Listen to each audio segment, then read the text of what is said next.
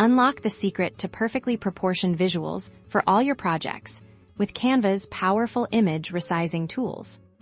Ever found an image that's almost perfect, but just not quite the right size? Today, we're diving into Canva to show you how to effortlessly resize any image to fit your exact needs. First things first, let's get into Canva. You can start a new design or open an existing one. Once your image is in your design, click on it to select it. You'll see these little circular handles appear around its edges.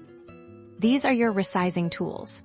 Simply click and drag these handles inwards to make the image smaller or outwards to make it larger. To maintain the image's original aspect ratio, meaning it won't get stretched or squished, be sure to drag from one of the corner handles. Dragging from a side handle will stretch or compress the image, so use this with caution if you want to avoid distortion.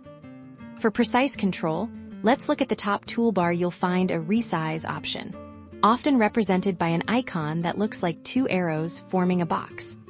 Clicking this opens up the Resize panel here. You can input exact pixel dimensions for both the width and the height of your image. Simply type in your desired measurements.